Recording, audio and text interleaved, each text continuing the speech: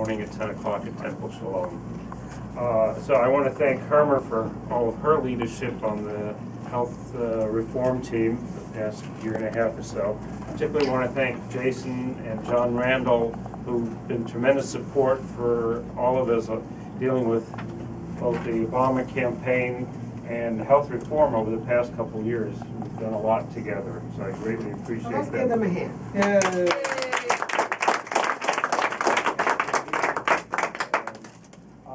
I want to thank a lot of people who helped bring everybody here together today. I know, besides Hermer, who made a lot of calls, Nita, Harriet,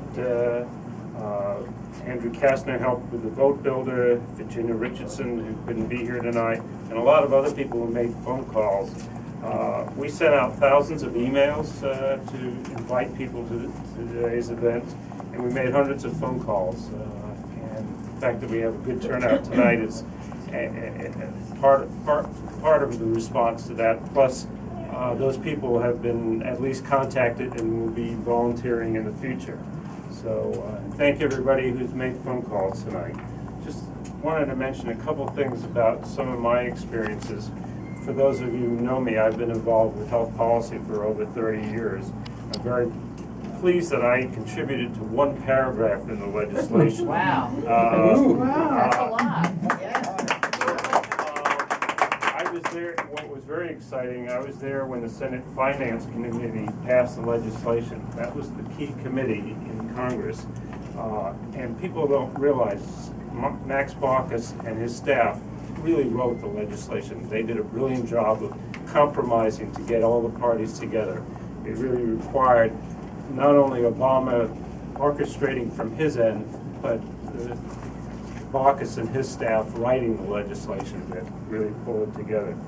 Another thing that all of us, many of us did, is we did phone banking in the late part of 2009, early part of 2010.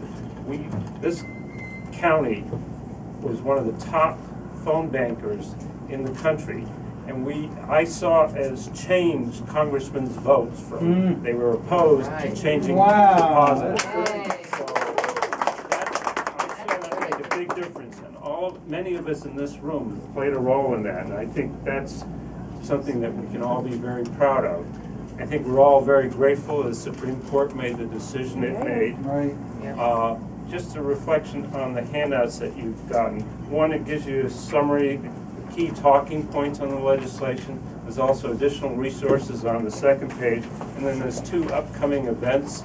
One's next, on the 25th, we're going to be doing phone banking for marriage equality and the DREAM Act, and the Greater Silver Spring Democratic Club, the Women's Suburban Democratic Club, the Young Dems, several other groups are involved. Marylanders for Marriage Equality, Equality Maryland are all co-sponsoring that phone bank. So if you have time, come to that.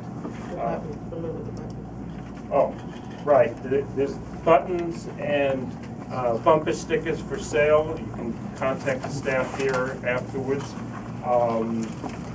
And then Greater Silver Spring Democratic Club is going to have a picnic September 22nd.